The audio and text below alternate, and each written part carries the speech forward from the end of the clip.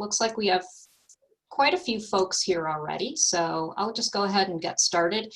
If I'm hoping everybody can hear me pretty well. It's looking like if you want to just kind of give me the thumbs up if my voice is okay. I'm gonna look over at pictures. Okay. Okay, good. Trying out some new earbuds.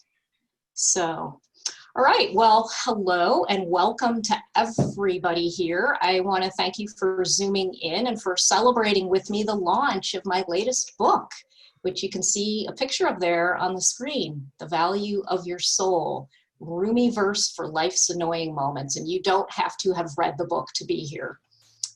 So that's okay. I want to thank Fairfax County Public Library in Virginia, who's hosting this event, and in particular Sharon Harmon, who's the librarian at the Herndon Public Library, my hometown, for her support. And the last in-person book presentation I did was at the Herndon Library on March 5th. And I was talking about my 2019 memoir, Plant Trees Carry Sheep, and that was right before America started shutting down. I was even in there with gloves on to put my treats out that I had brought some treats, and I was using gloves, and we were wiping things down, and everybody was starting to get pretty paranoid about that time.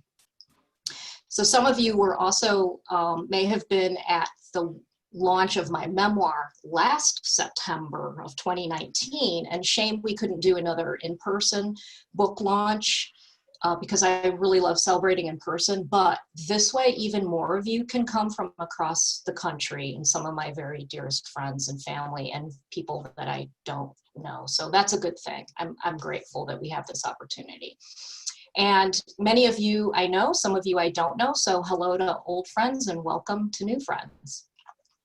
In appreciation for your support, everyone here will get the chance to buy a signed copy of both of my books for $2 off the cover price.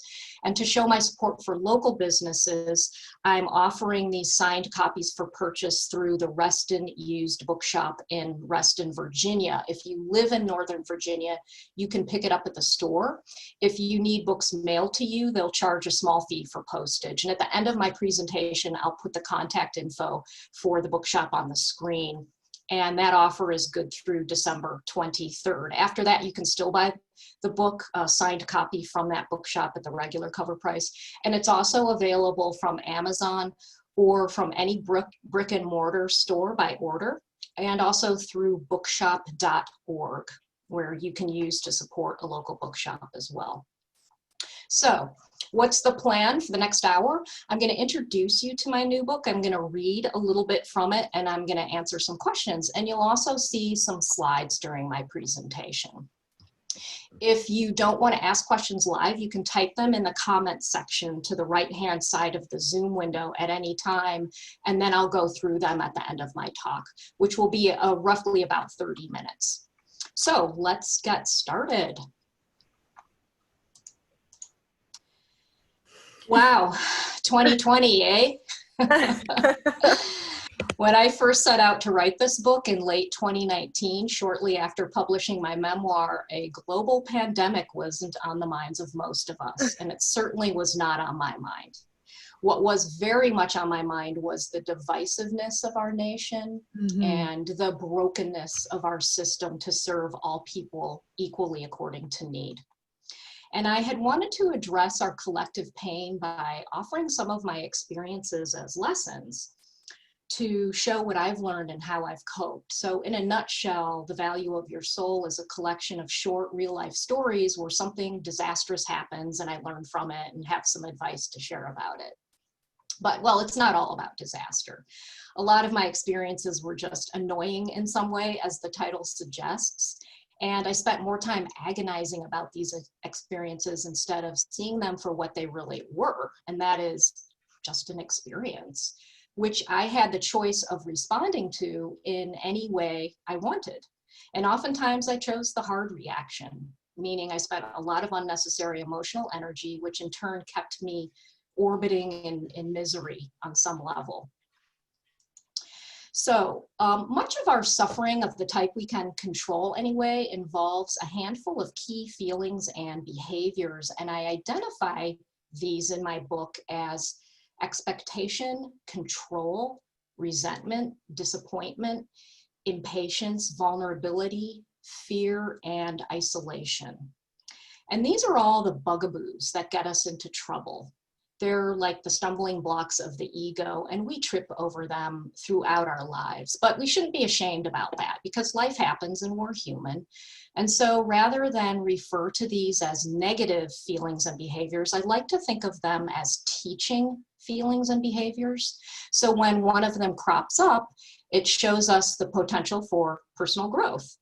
And I've subtly organized my book into sections that speak to each of these universal emotions and behaviors. And the stories in my book are lessons based on them. But the stories are also about love and forgiveness and finding a better way to respond to what life dishes up.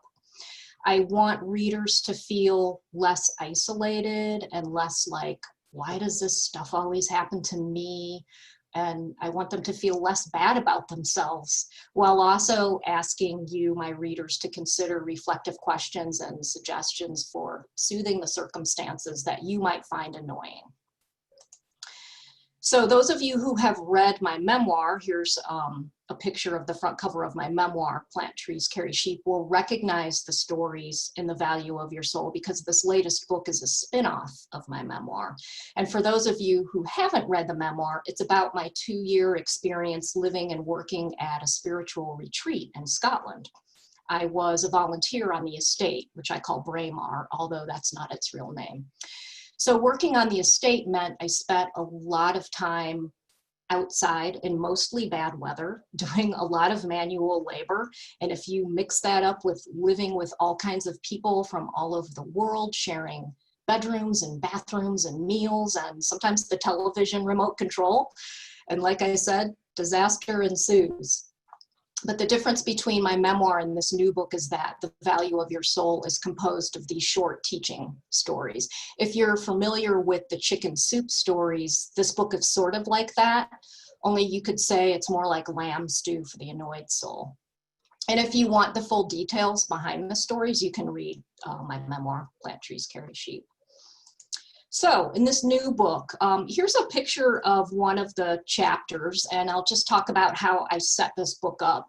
And each chapter has what I call the annoyance that directly relates to the experience I had during my 2 years living and working on this retreat in Scotland.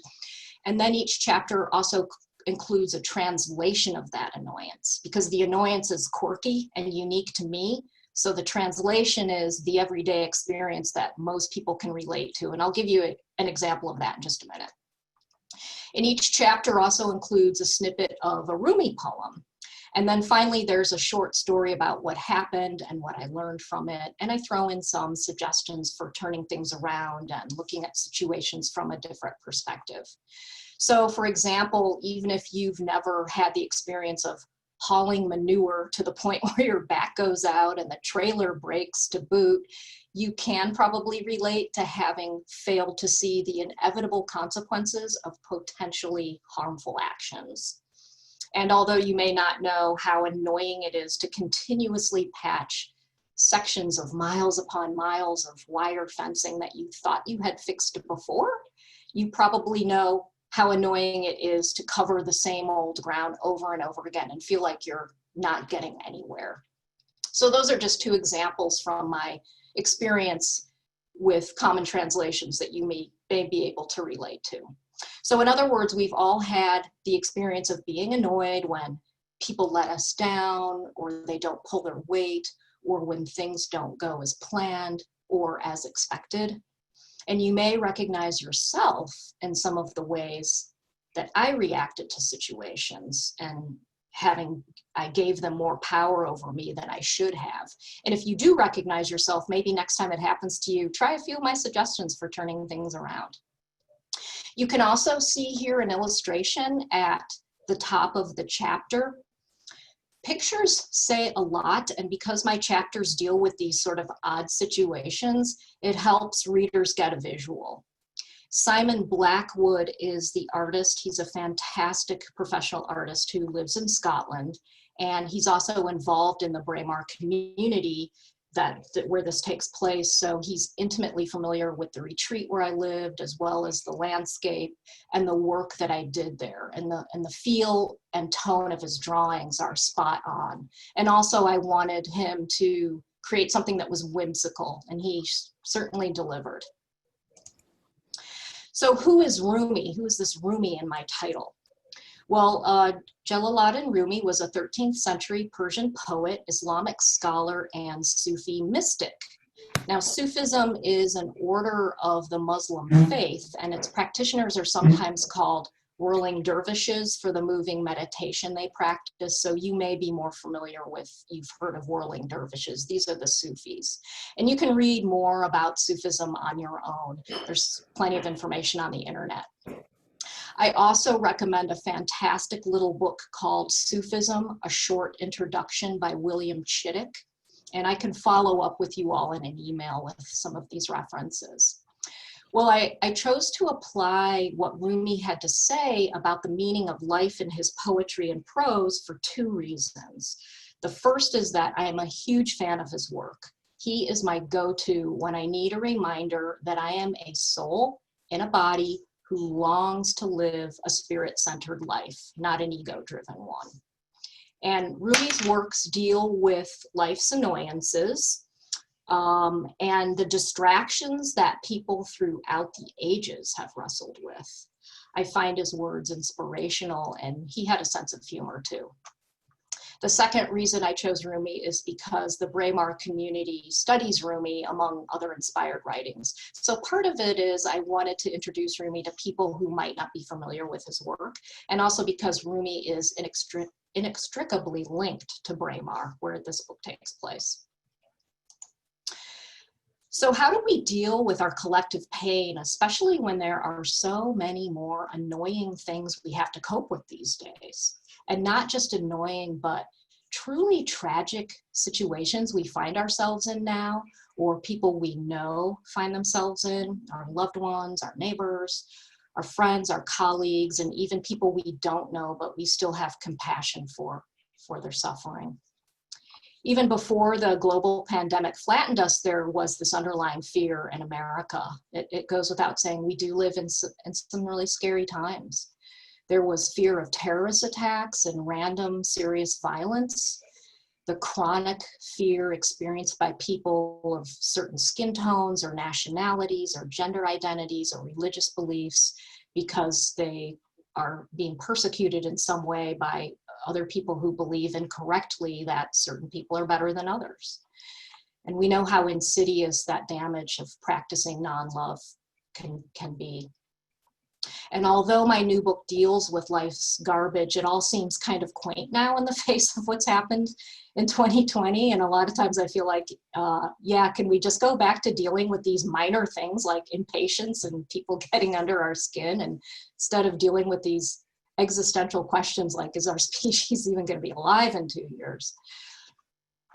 So a gentleman who lived in the 17th century, his name was Sir Thomas Browne, and he was an English polymath and writer. And he had this to say, and I'm sure many of you have heard this, at least the first part, about charity begins at home, is the voice of the world, yet is every man his greatest enemy. Well, charity begins at home could mean take care of your family first before reaching out to others.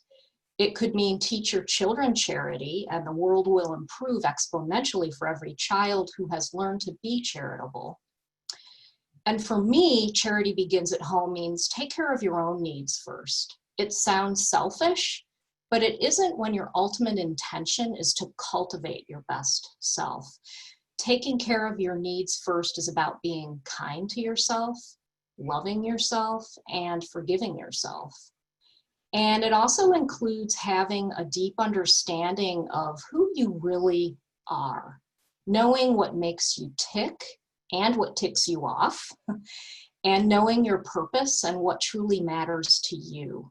And it involves letting go, letting go, letting go of those attitudes and emotions and behaviors that keep you stuck in this cycle of disharmony and that keep you just from being the real love that you are. So changing your response to the things that make your life a misery. The second half of this phrase, yet is every man his greatest enemy, describes how we sabotage ourselves when we practice resentment or try to control others or things outside of our control, or when we have unrealistic expectations or are impatient or frequently disappointed, and when we allow fear to rule and others to take advantage of our vulnerability, or when we feel isolated, or worse, when our behaviors isolate others, intentionally or otherwise. So in the value of your soul, I try not to get too heavy-handed. Instead, I keep it lighthearted enough to make you chuckle, at least I hope you're laughing, while also attempting to nudge you toward a different way of thinking and of responding to experiences. And I use humor because it's a great way to cope when life opens its junk box and dumps it on you. So we're coming to the end of one of the most difficult years globally of our lives, and we've suffered high amounts of stress, which many of us still and will continue to suffer from, that's been induced by the virus, unemployment, and uncertainty, among other things. And let's not forget about the national elections. So regardless who the politicians are that will be running the outward show, we all have much work to do to heal this nation.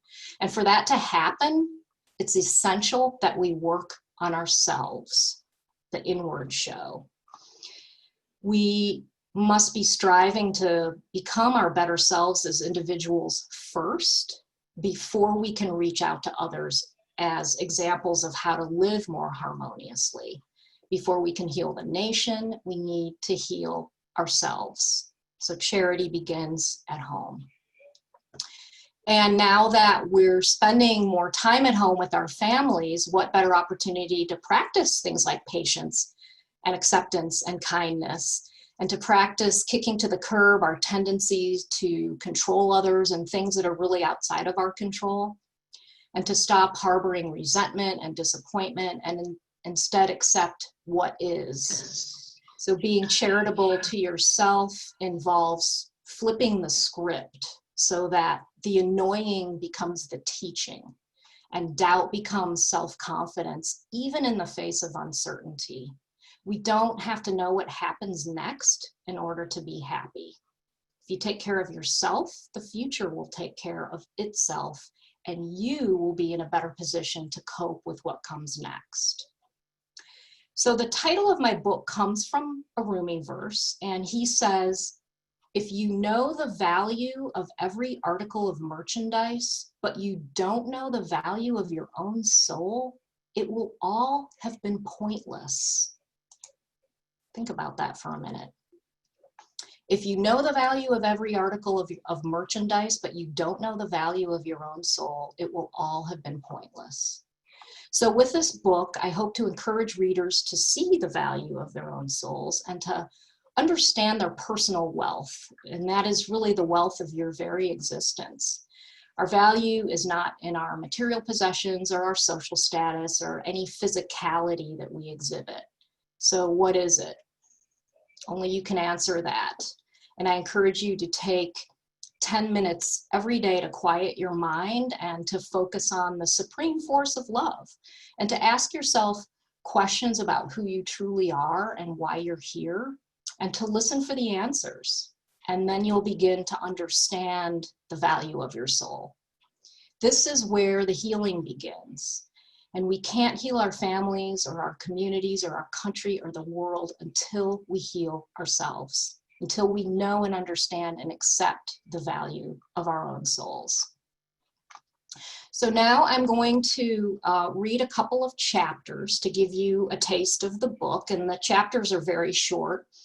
And in the book's introduction, I summarize Braemar's raison d'etre and a little bit about what I did there. So if you haven't read the new book or the memoir, some things may be a little unclear as I read, but that's okay. It won't matter. And while I'm reading, I'm also going to play a loop of images that were taken at Braemar in Scotland. And you'll see pictures of the community living and working together and cooking and relaxing and playing, and images of the place itself and the surrounding landscape. So please enjoy those as you listen to me read. So I'm going to read chapter 1 and chapter 20. Chapter 1 comes from the section that deals with expectation and control. And I do open with a quote in this one too. I'll just read you that quote. Yesterday I was clever, so I wanted to change the world. Today I am wise, so I am changing myself. Now that has been attributed to Rumi, but I did ask a Rumi scholar and translator for confirmation of that, and he says that that is not Rumi, but you may see it attributed to Rumi. So let me just get the images started here. And this is chapter 1, and the annoyance is when you volunteer to plant trees, but end up mucking out chicken coops. And the translation of that is, plans change. The Rumi verse that I selected for this, and these verses are sort of just snippets, so they're not necessarily an entire poem. And here's the Rumi verse for this one. Inside each of us, there's a continual autumn. Our leaves fall and are blown out over the water. Very little grows on jagged rock. Be ground, be crumbled, so wildflowers will come up wherever you are. You've been stony for too many years. Try something different. Surrender. And here's the story behind this. When my desperately bored with life soul first reached out to Braemar from my home in Montana to offer my services in exchange for room and board, they invited me to come plant trees. My initial contact was through a man called William, the manager of the estate grounds. What I didn't know was that 11,000 trees had already been planted that previous April. Braemar intended to plant the remaining 6,000 trees the following April. So when I arrived in September, ready to plant trees, William told me the project was another 6 months away. What am I supposed to do in the meantime? I asked him. The response was something along the lines of, oh, there's plenty. You can bake bread, chop firewood, clean toilets, do whatever needs doing. That's how it works here. At that same time, I also learned that William would soon be returning home to Australia, so Braemar would have a new estate manager. The new guy, Trevor, would be sort of like my boss, since he was going to be in charge of all the groundskeeping and forestry work. Apparently, they had assumed I would take the role of Trevor's assistant. It took me a few minutes to recover from the initial shock of this news, after which I learned what the role would entail. Braemar had small livestock to look after, firewood to harvest, a vegetable garden to revive from the dead, fences to mend, and all manner of miscellaneous whatever needs doing. The position didn't excuse me from any potential toilet cleaning, however, because Braemar truly was a pitch-in place. The toilet cleaning of animals, though, was front and center. I could have chosen to leave and return home with my tail between my legs after having announced to God and country that I was moving to Scotland and not to be surprised if I ended up there for the rest of my life. Or I could stay and muck out chicken coops. I chose the muck. To my surprise, that choice transformed my life in ways I never dreamed, although not without first subjecting me to a lot of personal turmoil. I tried something different. I surrendered. Ooh, surrender. That word used to stick in my craw because I interpreted it as giving up or giving in. However, I am slowly making peace with surrender, which I now see more as giving up trying to control situations. It's also about accepting new opportunities when they present themselves, because sometimes plans change. Typically, most people aren't fans of change. We like knowing what to expect. We find comfort in routine and uncertainty. Even if we don't like the routine we're stuck in, at least it's familiar. We don't like being taken off guard because we don't like surprises, unless it's a lottery win. If change and the unexpected scare you, buckle up, because the only certain thing in life is change. One day we're going to our favorite restaurant or visiting our friends or vacationing on the beach, and the next we're on global lockdown because of a deadly pandemic. Try looking at it this way. Sometimes you're given what you need, not what you think you want. Change can improve your life or situation, lead to better health, deeper relationships, even fun. I reluctantly accepted my altered invitation at Braemar, and in doing so, learned a lot about myself, others, the world, and my place in it. I had to wade through lots of crap, chicken and otherwise, and that was entirely the point. It got me to a better place in myself. I learned to surrender to opportunities, even if they weren't part of the plan. I learned to accept that change happens, and how I respond to it makes all the difference to the outcome. Acceptance uses a lot less emotional energy and often results in much grander outcomes than I had imagined, even if it's a series of smaller changes that ultimately leads to something larger. Rumi talks about the continual autumn in us, our fallen leaves blown out across the water. In other words, life is constantly changing. Something is always dying away to make room for the new. Without change, we can't have spring wildflowers or new forests. Being willing to be fertile ground means being open to change. You never know, it could lead to amazing transformation. So that's the opening after the introduction. And I'd like to just read chapter 20, and then we'll open it up to questions and suggestions. And this chapter 20 is in a section that deals with resentment, disappointment, and impatience. The annoyance here is when children use your grain bucket for collecting frog spawn. And the translation is, others don't respect the rules, or maybe you just need to lighten up. The Rumi verse with this is, today, like every other day, we wake up empty and frightened. Don't open the door to the study and begin reading. Take down a musical instrument. Let the beauty we love be what we do. There are hundreds of ways to kneel and kiss the ground. And here's the story behind this. During my time at Braemar, 5 children from ages 18 months to 9 years lived there with their parents. Other children periodically visited with their families, including Trevor's 2 children. I would have given anything to grow up at Braemar. What child wouldn't love having this vast estate of forests, pastures, gardens, ponds, and animals for a kingdom? In addition, there were all these adults to adore you, and the big manor house to sneak into, where you could snitch cookies and cakes from the pantry. There was the barn, the old sawmill, and the dormitory to explore, even though you weren't allowed to, but you still did occasionally when the adults weren't looking. For some reason, children adore me, even though I never wanted to have any of my own. Shortly after I arrived at Braemar, the children decided they wanted to hang out with me as much as possible. Maybe it was because I was a pushover for letting them do things they probably shouldn't have been doing, such as drive the tractor. They always wanted to help me do my work. Their offer was sweet and well-intended, but it usually made more work for me or delayed me in accomplishing anything at all. And if you've read the book this far, you know that I am all about getting everything done. One task the kids loved helping me with was taking care of the turkeys, chickens, ducks, and geese. In addition to feeding, watering, and mucking out all the poultry shelters, I had to round up the ducks and geese from the lake and herd them into their pens every night. This was achieved by bribing them with food. We kept a tightly sealed garbage bin full of barley by the pens near the lake. I would fill a bucket with the grain and shake it while calling to the birds to come in.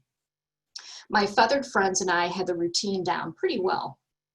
Whenever they got a chance, the kids wanted to help me round them up. The trouble was the birds were spooked by the children's high-pitched squeals and general darting around and boisterousness. So I'd have to shoo the kids away before trying to get the naturally skittish birds to come in from the lake. If you don't have kids, you might be thinking, well, why didn't you just tell the kids to be quiet? To which I would respond with hearty laughter. And if you do have kids, that question would never pop into your mind. In the spring, the kids liked to collect copious amounts of frog spawn from the lake shore to do whatever kids do with copious amounts of frog spawn. And what better container to use than the grain bucket conveniently located near the lake by the waterfowl pens? Many spring nights when it was time to feed the birds and put them away, I'd have to search for the bucket. When I couldn't find it, I had to search for another container to put the barley in. In the morning, I had to scold the children for taking my bucket and make them promise never to do it again. They would promise, and the next evening, the same routine would repeat itself: bucket missing, look for another container, scold children, etc. The children got up to other things too, such as not returning borrowed hand tools from the garden shed, making off with wheelbarrows, and sneaking into my room when I wasn't there so that they could look at the incubating poultry eggs. Clearly, establishing some rules was required, such as no touching the garden tools without adult supervision, leave things where you found them, and stay out of my room. Yeah, as if that worked. Items continued to disappear, or I would find the egg incubator tampered with, or I'd eventually find my hat after 2 days of searching on a child's head. She was wearing it just because she wanted a little piece of me. So much for the rules. A change of tactic was in order. I got 2 other buckets for the children just for frog spawn and started hiding the grain bucket in a place where I could grab it on my way to put the birds in the pen at night. I designated special children tools just for their little patch of garden and appeased them by telling them that no adults were allowed to use the children's tools.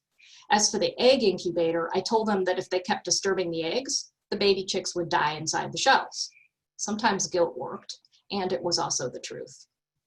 The grain bucket still disappeared occasionally. After all, 3 buckets were better than 2, and sometimes our tools were ferried off by little hands on some great adventure to explore the outer universe. I learned to live with it because in the bigger picture, what's a little inconvenience compared with a child's curiosity to learn, play, and thrive? If others are flouting your rules or exasperating you into a constant state of impatience, develop a hack for that. Find a new hiding spot for items that tend to go missing, or buy another one and designate mine and yours. You could try explaining the reason behind your rules. If it's convincing enough, maybe your perceived offenders will understand and show you a little respect. On the other hand, are your rules too strict? What are your reasons for them, and can you let them go? Reassess or learn to hack or live with the minor inconveniences. Rumi invites us to take time to enjoy the simple pleasures of life instead of always being about business, the rules. Let the beauty you love be what you do. Give a little, lighten up. There are hundreds of ways to kneel and kiss the ground, hundreds of ways to be thankful for and enjoy this beautiful world, collecting frog spawn among them. So that's that. I hope you enjoyed those images too. I wanted to invite people to unmute themselves and ask questions. Let me see if I can, I think Sharon, I'm not sure whether I can see the comments. Let me look in the chat. Oh, okay, I think I can.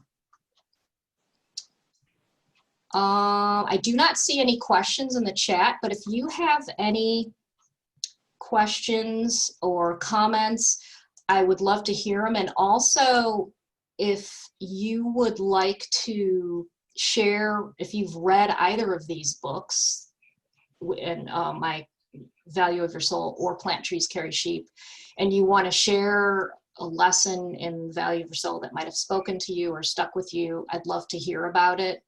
If you care to share. If you've read my memoir, I would love to hear you share what you got out of that.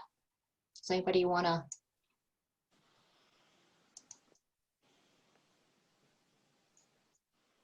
Speak? Sarah. Yes. It's Lisa. Hi, Lisa. And hi, Aunt Jane. I see you sitting there. It's fun to see your face. What are some of the things, what do you find how Braemar shows up for you now in your everyday life. Oh, really good question. I am connected to Braemar here very, very deeply. I lived there for 2 years, made very fast friends there, and added to my family there. I won't say any more about that in case you haven't read my memoir, but those of you who have know what that means. Um, I think Braemar is a centering place for me, and it really helped me bring myself to center. So whenever, and so I, as you know, I lived in Montana, and then I moved to Scotland, and it was a very similar sort of environment between the two places where I live. And that is being kind of remote and fiercely independent and that sort of thing, and sparsely populated comparatively. Now I live outside of Washington, D.C., where I moved to from Scotland, and it was a major culture shock. And having that space of my experience in Braemar to ground me really helped me cope with living where I live now.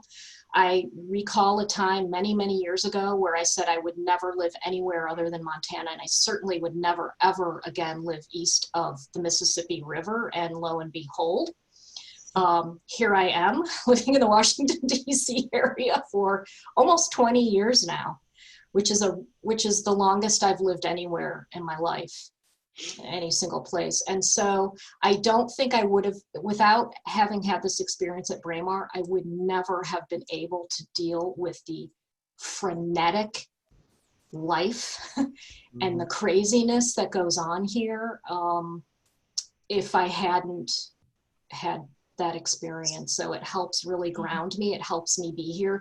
And it helps me because at Braemar, I was living with people from all over the world, all cultures, all religious faiths, all skin colors, all nationalities, a huge mix of people, which I did not get in Montana, but I do get here in DC. And so it helped me cope. It helped me learn to live with people who are different from me and appreciate that. Actually. Sure. Thank you. Yeah. Anybody else? Hey, So Liz. yes. So hi. I did read Plant Trees Carry Sheep. And for me, the most powerful part of the book was when you encountered the Madonna, or like you had a connection with like the female power of God. And it was very emotional for you. And apparently, there's just some unmet need that was just like poured into you. So I don't know if you maybe want to say a little more about that. Yeah, well, I was I was born in the early 60s, and so brought up in the late 60s and 70s, and, in very much of a male-centered society, like we all have been in probably most parts of the world. And I was raised as a Presbyterian, and I didn't feel like I got a lot of the Madonna. And we talked about Mary at Christmas, but we didn't, unlike the Catholics who kind of talk about Mary all the time throughout the year, we didn't really talk about Mary except at Christmas. And so for those of you who don't know, when I was at this retreat, they do a pilgrimage. At the time, they were doing a pilgrimage during the course. So there's courses there that people take. And they do a pilgrimage to Turkey, or they did. They don't anymore because of the safety concerns. But so they invited me to go on this 2-week pilgrimage to Turkey. And one of the stop sites that we visited was the house that was alleged to be the last place where Mary lived when she died, and she was taken care of by John, by the help me, the Apostle John, or was it John the Apostle John? No, Yeah. the Apostle John, right. Yes, thank you. And I had an epiphany there, and like Liz said, a very moving emotional experience where we all crowded into her tiny little house, and we were just standing before. It was a very simple place, as I'm sure you can imagine, and there was this statue of Mary on this table and kind of in front. We were all just standing there in this, packed in together in this tiny place, just looking at the statue, and it was a very old statue, carved wood, and she had no hands. Mm-hmm. And I remember just looking at that, and I was just overcome with the love of the mother, of the mother of God. And Mm-hmm. it just occurred to me that I was so missing the female side of my spirituality. It was just had been so masculine centered. And so and the fact that she was missing hands to me spoke, what that said to me was her love was so great, she didn't need hands. Because her love extended, was more than she could just hold in hands. And so it was just a real, very moving experience for me. And the week before that, I was having a really hard time coming to grips with this tour that we were on, because it still felt very masculine to me. And there was a lot of things that just weren't sitting right with me. But that was a turning point for me in the trip. And so I feel a lot more connected to the feminine energy, and yeah, it was moving. You can read about that in the memoir. Yeah. Anybody else? Hey, Sarah. Yes. Hi, Colleen. Hi, everybody. I've read both Sarah's books and love them both. I think most importantly in your book, in your journey, was that things don't go as planned. And for many of us, and to have that second plan. And I just loved how you were able to keep finding a way around it, and keep finding something else to keep your journey true to you, and being such graciousness, I thought, even in the funny stories and the funny ways you handled things. It was quite admirable to see how you handled all those strange things that happened. Runaway sheep, everything. Yeah, well, that's funny because, as the author, I can exclude anything I want from the book. So there was a lot of stuff going on for me during those 2 years, a lot of very deep, dark stuff. I hit rock bottom. I had hit rock bottom before in my life, and I hit it again when I was there. And the second time, I knew I could see a way out. And so I was able to navigate from previous experience my way out of that dark spot, and really, quite frankly, to just give myself a slap in the face and say, okay, have your little pity party. You've got 2 days or, 2 hours or whatever, and then just move on. And that's kind of how I live my life now, is I allow myself to get angry and impatient and controlling and all that stuff. And that's important to acknowledge that, because, it's not about being perfect. It's about acknowledging who we are, and these, teaching behaviors. I won't call them negative behaviors, but these teaching behaviors, acknowledging that, giving yourself permission to feel that, because suppressing them isn't going to work. Letting them carry you away doesn't really work either in the long run. And you have to find ways around. So, but yeah, it was a lot more difficult for me, maybe. I don't know how well I got that across in my memoir about the difficulties.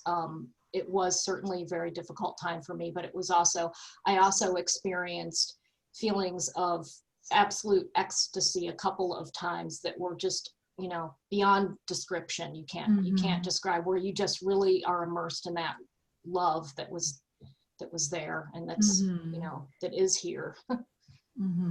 So. It came across. Good job. Thank you. Sally, this is Kate. Yeah. Hey, Kate. There's a thing in the chat asking if Braemar was a monastery. Do you want to talk a little bit more? Oh, right. Let me look at the chat.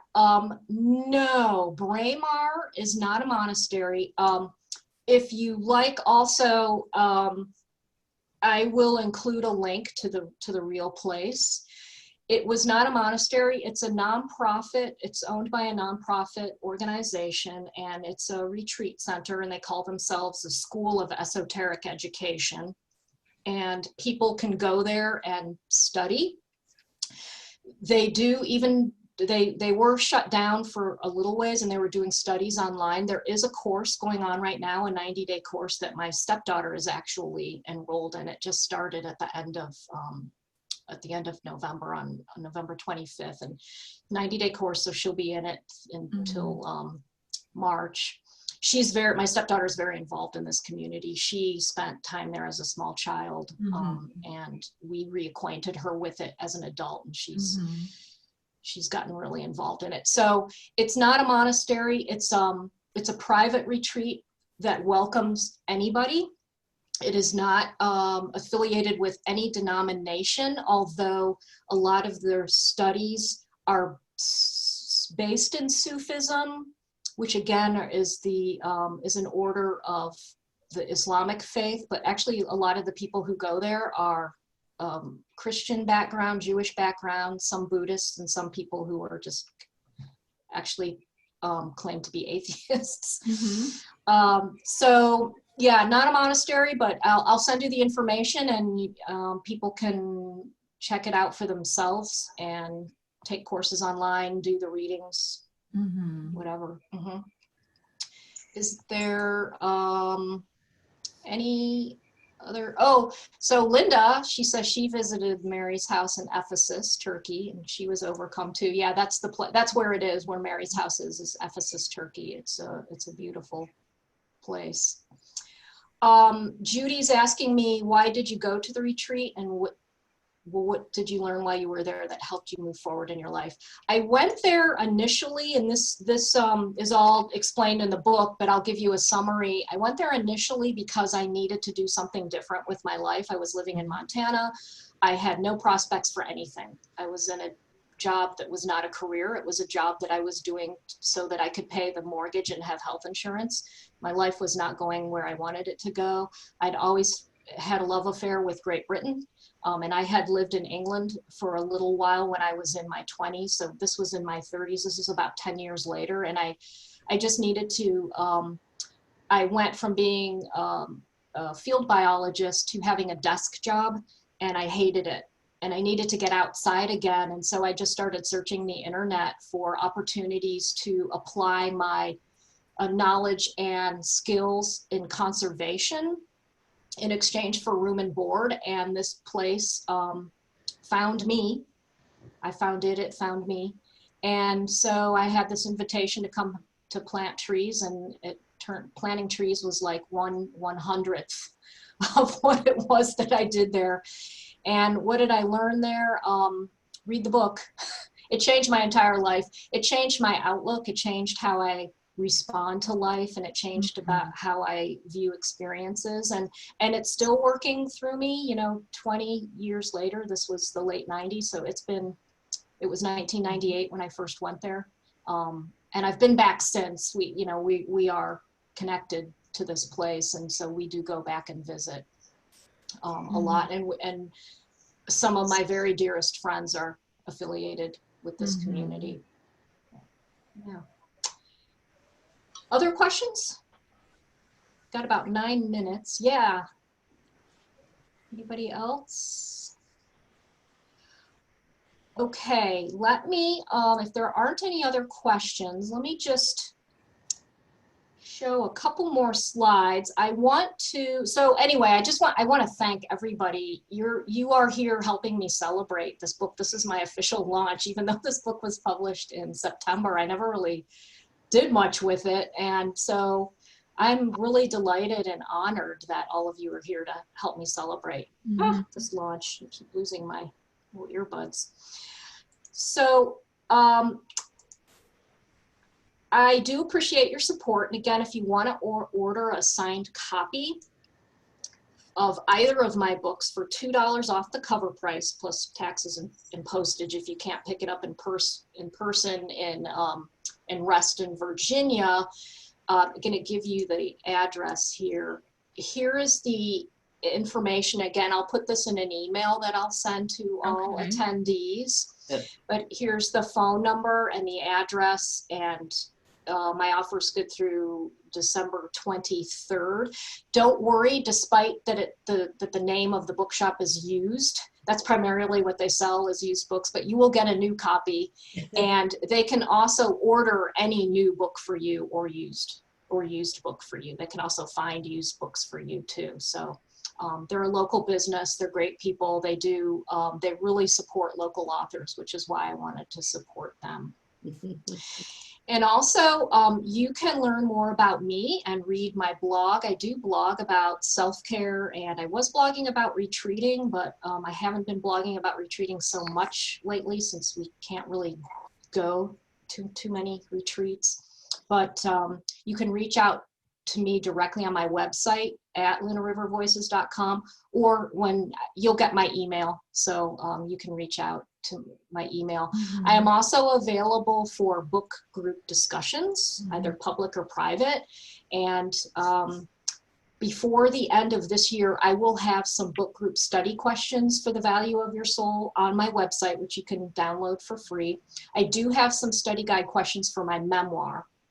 And I'm also available for speaking and storytelling events. I participate in oral storytelling about my real life experiences. And of course, that's all online these days. If you want to see recordings of past live storytellings that I've done, you can click on some YouTube videos on my website.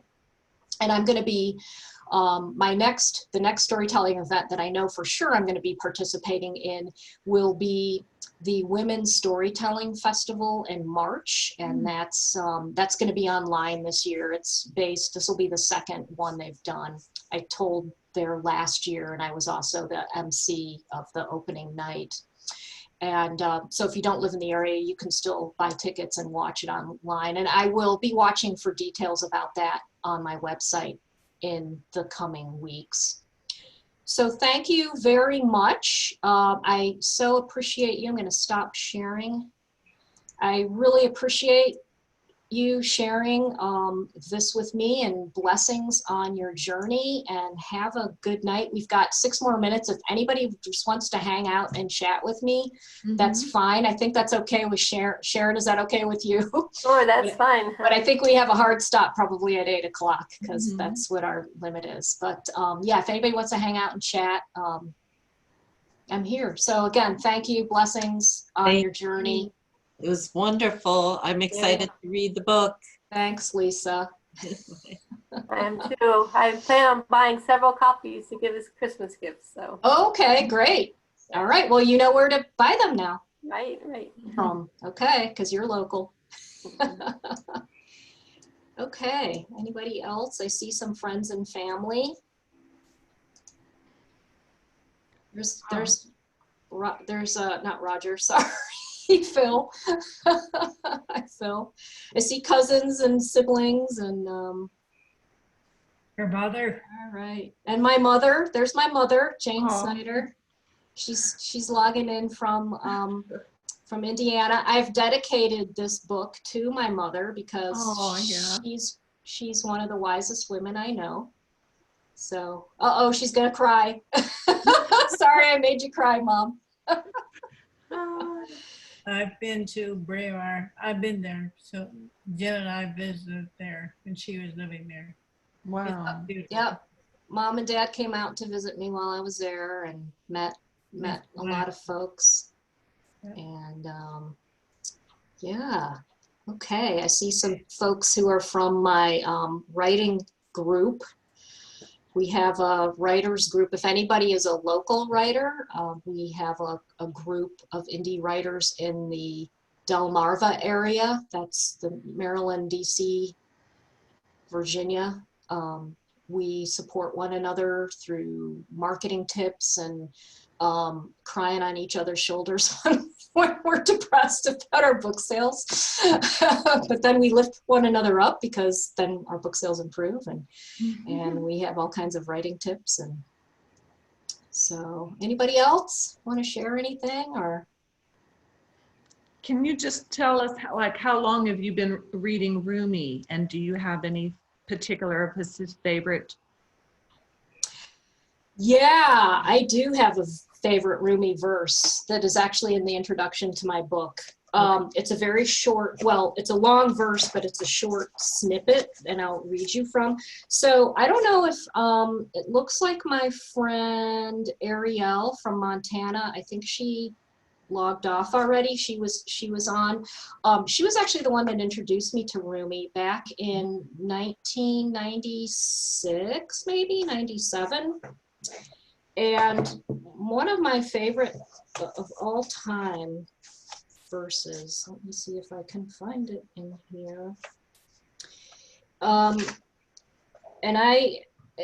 this to me is because I'm a those of you who know me know I'm a very outdoorsy person and I love nature, and so Rumi is a very earthy writer. There's a lot of earth in his, you know, a lot of musty smells and dirt and water and flowers and trees, and he's a very earthy writer, and that's another reason why I like him.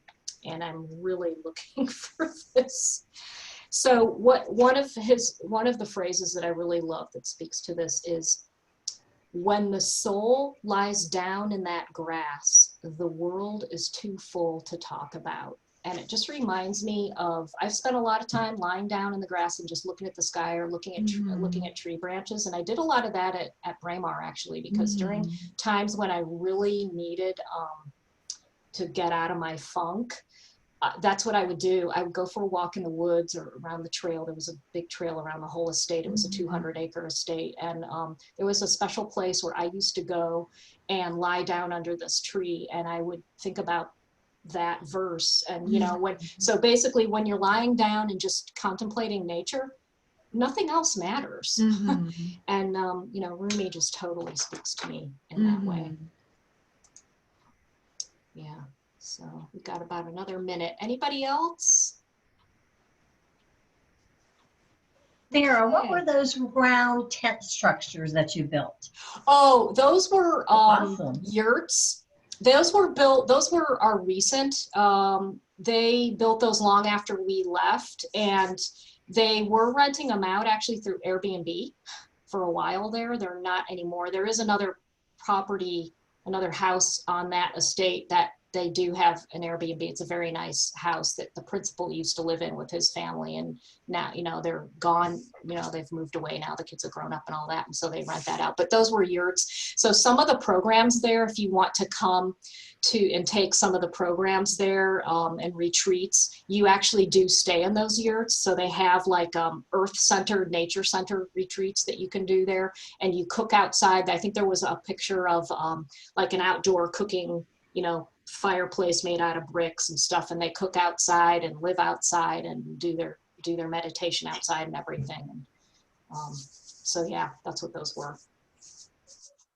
Yeah. Anybody else? Okay, looks like we're wrapping it up. Again, thank you so much. Loved everybody. Thank you. I so enjoyed it. Thanks, Liz. Glad you could come. And Very thanks nice, Sarah. thanks for your support. Very Thanks. Very nice. Thank you. You're Good night, muted. You're muted, Mom, but I'll talk to you later. Bye. Thanks, Phil. Okay.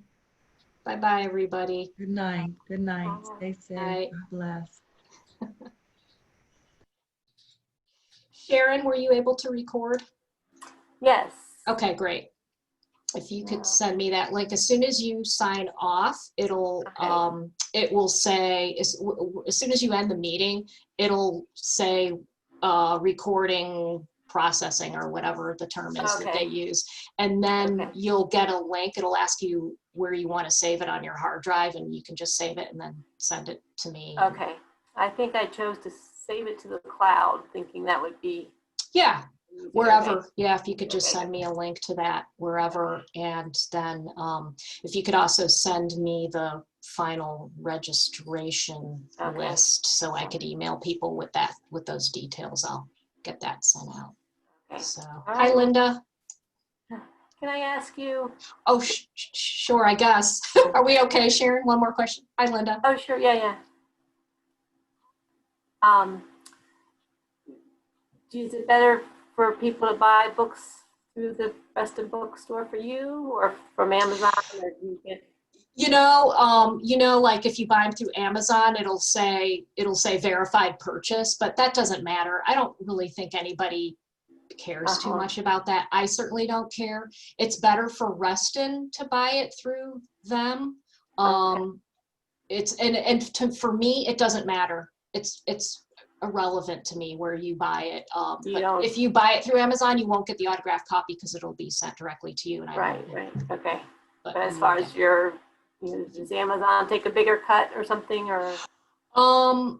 No, not necessarily. I do get a different, actually, if you bought it through Amazon, in this particular instance, I would get more in royalties, but I'm promoting the Reston Used Bookshop for this event, so I prefer that. Right. And they have a box of books there. I delivered a box of books, and so you can get one right away that's autographed. Okay. Yeah. Okay, great. Okay. Thank you. Thank you, everyone. Thank you. Good night, everybody. Blessings to all.